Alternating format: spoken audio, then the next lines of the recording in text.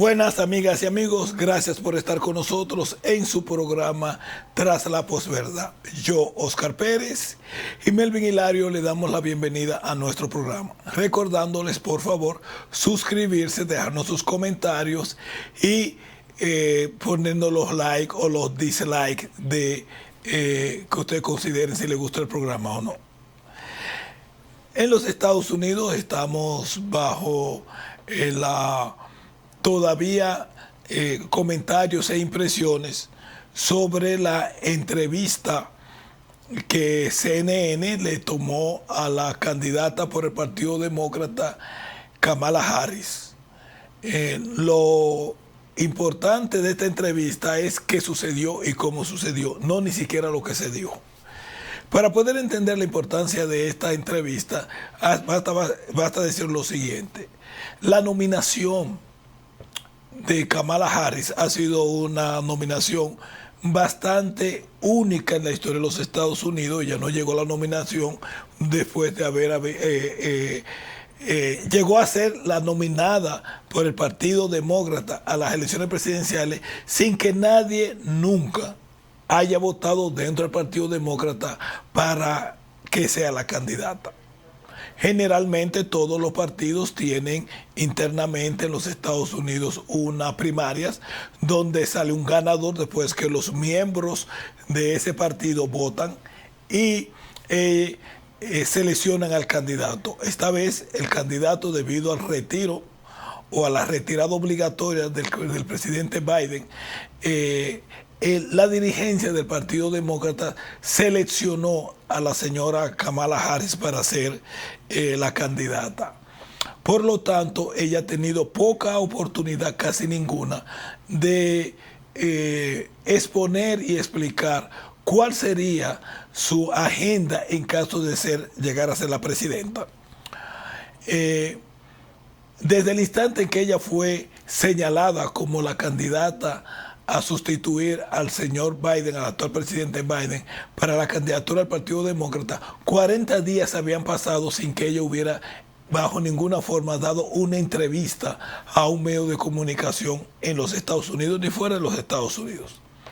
Lo que conllevó a que comenzaran a surgir rumores de que ella tenía miedo de enfrentarse al micrófono en forma independiente, que por lo tanto ella no podía explicar, o porque no tenía, o porque era incapaz debido a su miedo escénico, de explicar los puntos de diferencia entre un gobierno de ella y un gobierno de Biden y las razones por las cuales el pueblo norteamericano deba votar por ella.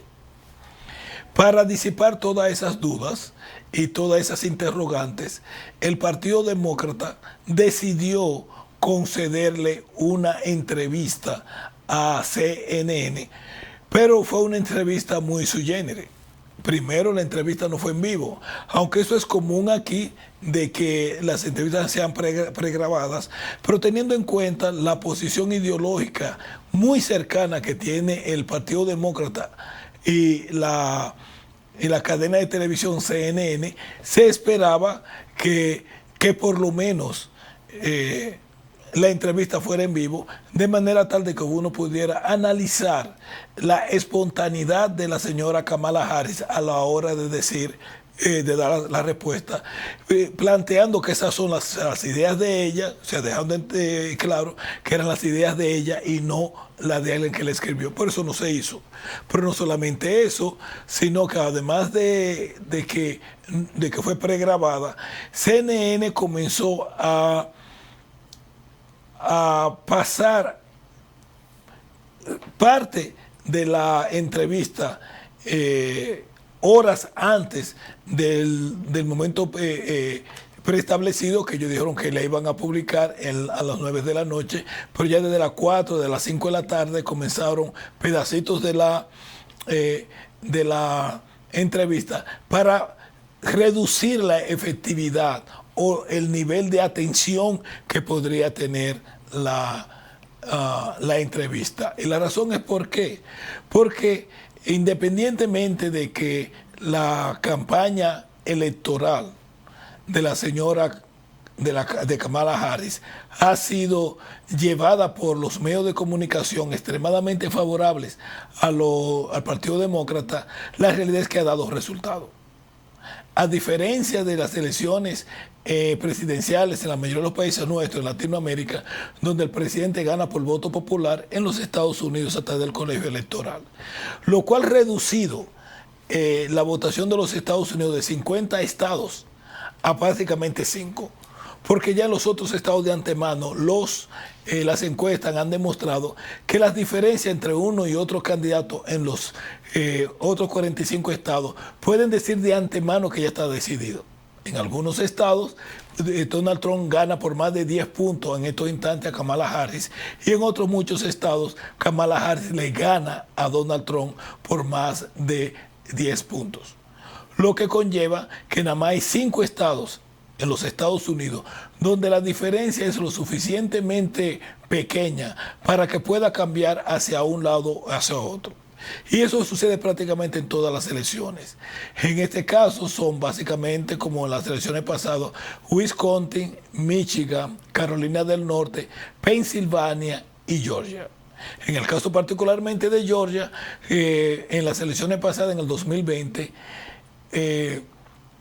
Biden ganó las elecciones por fracción de puntos, o sea, menos del 1%, como pasó creo que en Wisconsin, pero en ninguno de los 5 estados Biden, que ganó 4 de esos 5 estados, ganó por más de un 1%. O sea, esos son lo que se llaman los estados de batalla. Y lo que se buscaba con esta entrevista es convencer a una minoría dentro de una minoría del electorado norteamericano de que votaran por Kamala Harris. ¿Qué significa eso?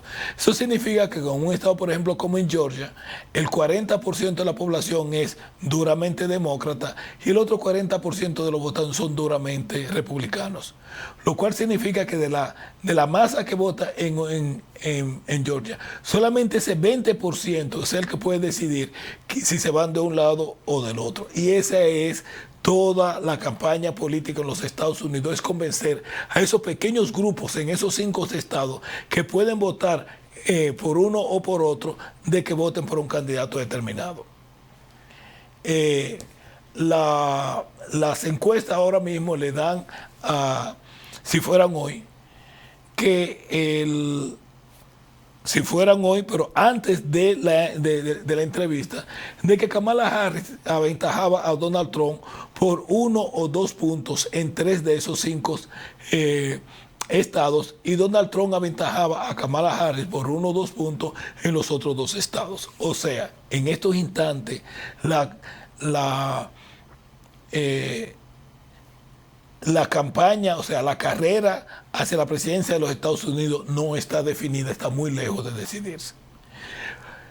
Lo cual significa que convencer a estos 4, a esa masa indecisa en estos 5 estados, es donde se va a concentrar la totalidad de los recursos multimillonarios que se utilizan en la campaña electoral en los Estados Unidos.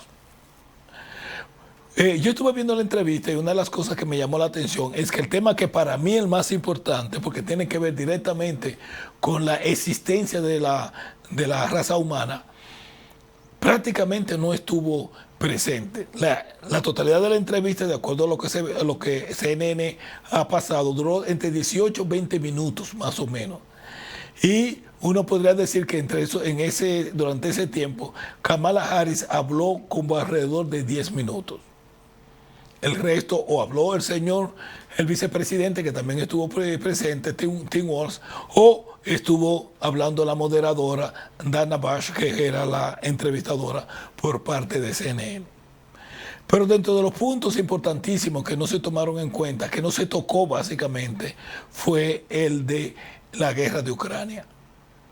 Otro punto que tuvo apenas una pregunta y que la respuesta duró alrededor de 45 a 50 segundos fue el problema de Gaza, donde ella se limitó simplemente a decir que es necesario llegar a un acuerdo que hasta ahora ha sido bastante elusivo debido a la negación de Netanyahu de un alto al fuego permanente.